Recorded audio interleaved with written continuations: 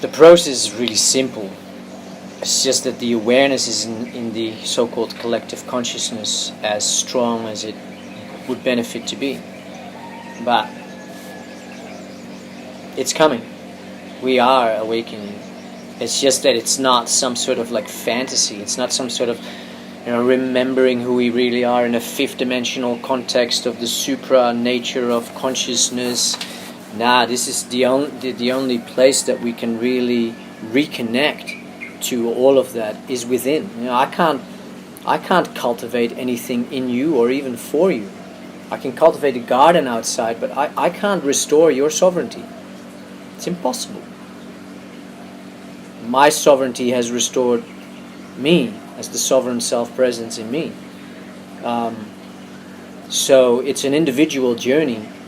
I do know, however, that when people start hearing this very clear conveyance, this very clear articulation, that's very simple, it doesn't go into sage smoking and smudging and incense and studying our chakras and getting lost in the myriad of, and I just see them as byproducts of the seeding more confusion that arose through the 60s and 70s, and a lot of beauty came about, but where did it really lead us? Man, I've been spiritual window shopping for flipping 25 years, and that's because when I was around 10 years of age, I was already dissatisfied with the whole Pentecostal religious doctrine that I got shoved down very gently and very sort of like lovingly with singers in a band on the stage, but all the ritualistic stuff around it as well. It's just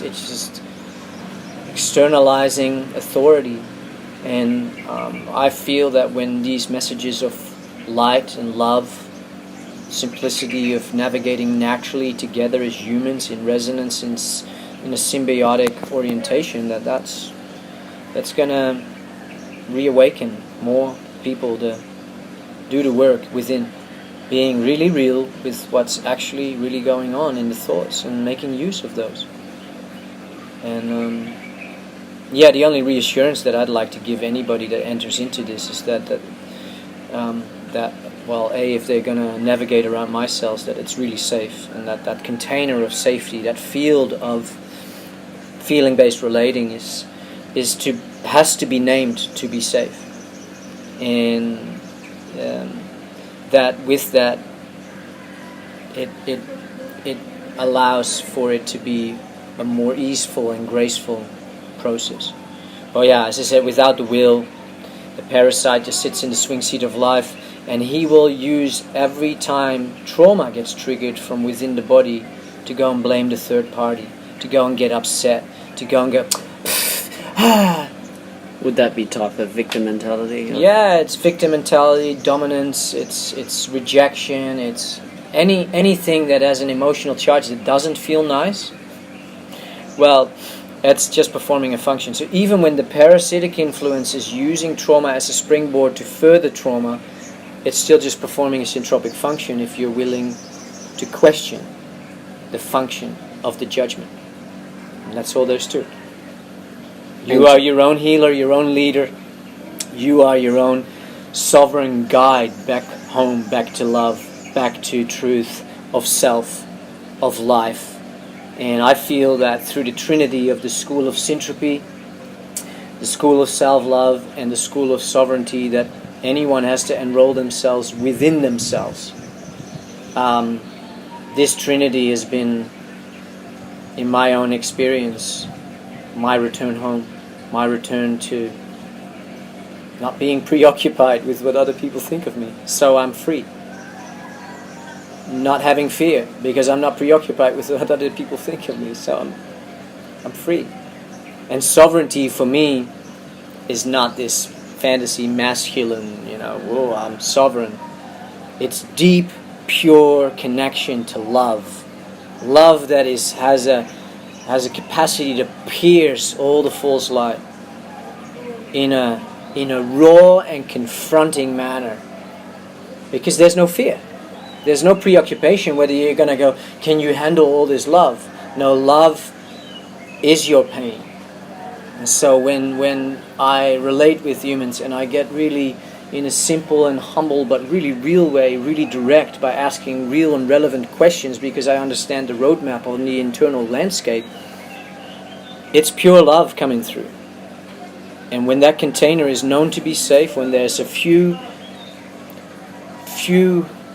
elements in the legend on the roadmap recognized and understood, when the legend is understood and how to read the roadmap, then the context, the framework for this returning to sovereignty, returning to love, returning to freedom becomes just a matter of training and being willing to train.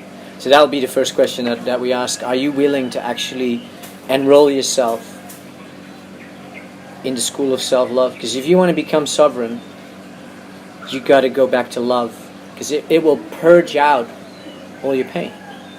And with that, it will purge out all your fear, which is sort of like a layer encapsulating the pain. The fear that says, oh, don't go there, because it hurts inside. And love will be able to pierce that. But the only way that love can pierce that is when you're willing. The will is quintessential in this whole triangle. You got to be willing to enroll yourself in the school of syntropy. If you want to become sovereign, you have to be willing to go back to love in the deepest essence of it. And love in and of itself can't make you sovereign. You have to be willing to access the pain so that the love can come through that again and wash it all clean. And that leads then to sovereignty. Sovereignty itself, something in itself, sovereignty you don't have to will anything for. It's just your nature. It shouldn't even have a word. It's just human. But it deserves naming at the present, very much so, because the word human is like, yeah, in its purest form, it's really amazing, it's really beautiful. Homo sapien, Homo erectus, it's a pinnacle of creation in many ways as I see it. And I relate to that in that way because why are we being so hijacked? Why are we being so disconnected? It's because we're so amazing.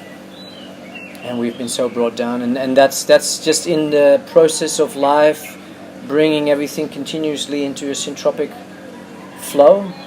There's just more stress in the system than ever. There's just more stress in the human system than ever, and so syntropy is calling stronger. Love is beaming harder, and humans are waking up, and they speak clearer than ever before, without all the spiritual fluff. It's going right down to the core of the traumas to come back into homes. And yeah, some will and some won't, because some are willing and some don't know that there is such a thing as a will. And everything is perfect.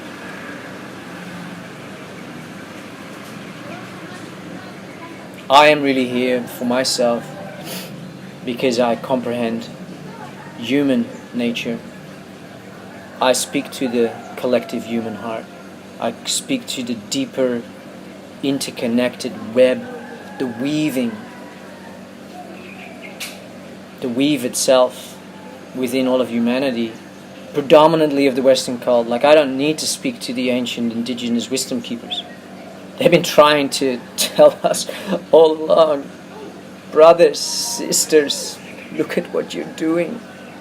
But they know that the majority can't see anything, because their ancestors saw all the diseased, the mind-virused white man landing on their doorsteps. But it hasn't only been the white culture. Wetiko has spread itself through every cultural denomination on the earth.